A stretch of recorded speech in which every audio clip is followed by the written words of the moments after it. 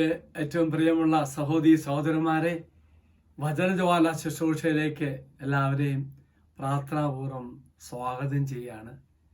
ഇന്ന് നമ്മുടെ 2024 നമ്മോട് വിട പറയുകയാണ്. പ്രിയമുള്ളവരെ, പ്രഭാതത്തിൽ ഉണർന്നുകൊണ്ട് ഒരു വർഷക്കാലം ഈശോ നൽകിയ എല്ലാ അനുഗ്രഹങ്ങളും ഓർത്ത് നന്ദി പറയാം. ഇന്നത്തെ കുർബാനയിൽ അച്ഛൻ പ്രത്യേകം അച്ഛൻ്റെ ജീവിതത്തിൽ തമ്പുരാൻ ഈ വർഷം നൽകിയ എല്ലാ അനുഗ്രഹവും നന്ദി പറയുമ്പോൾ നിങ്ങൾക്ക് വേണ്ടിയും അച്ഛൻ നന്ദി പറഞ്ഞോളാം കേട്ടോ, മറക്കരുത്. ഒപ്പം തന്നെ നിങ്ങൾ നന്ദി പറഞ്ഞോളണം. ഈ 24 അവസാനിക്കുമ്പോൾ ദൈവം നമ്മിൽ നിന്ന് പ്രതീക്ഷിക്കുന്നത് നന്ദി നിറഞ്ഞ ഹൃദയമാണ്. അതുകൊണ്ടാണ് 10 കുഷ്ഠരോഗികൾ സൗഖ്യം പ്രാപിച്ചു എന്നറിഞ്ഞപ്പോൾ അതിലൊരു കുഷ്ഠരോഗി വന്ന് ഈശോയോട് നന്ദി പറയുന്നുണ്ട്.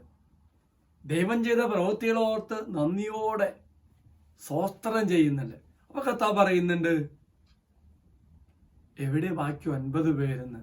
അപ്പൊ സ്വാഭാവികമായിട്ടും നമുക്ക് പ്രതീക്ഷിക്കാം, നന്ദി നിറഞ്ഞ ഹൃദയം ദൈവം നമ്മിൽ നിന്നും പ്രതീക്ഷിക്കുന്നുണ്ട്.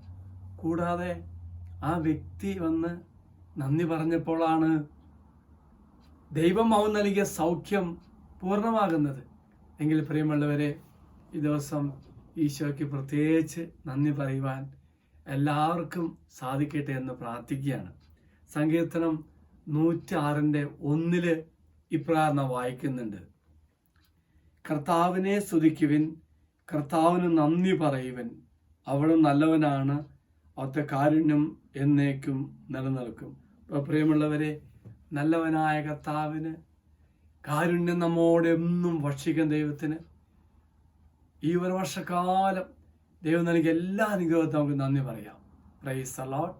ഒരിക്കൽ കൂടി മറക്കാതെ പ്രിയമുള്ളവരെ, 2024 നമ്മോട് വിട പറയുമ്പോൾ ദൈവം നൽകിയ അനുഗ്രഹമോർത്ത് നന്ദി പറഞ്ഞുകൊണ്ട് നമുക്ക് ദൈവത്തെ സ്തുതിക്കാൻ സാധിക്കട്ടെ എന്ന് പ്രത്യേകം പ്രാർത്ഥിക്കുന്നു. ദൈവം എല്ലാവരെയും അനുഗ്രഹിക്കട്ടെ. ഈശ്വരാശീർവാദം. നമ്മുടെ കർത്താവായ ഈശോമിശിഹായുടെ പിതാവായ ദൈവത്തിന്റെ സ്നേഹവും പരിശുദ്ധാത്മാവിന്റെ സഹവാസവും നാം എല്ലാവരോടും കൂടെ ഉണ്ടായിരിക്കട്ടെ, ഇപ്പോഴും എപ്പോഴും എന്നേക്കും. ആമേൻ. Praise the Lord.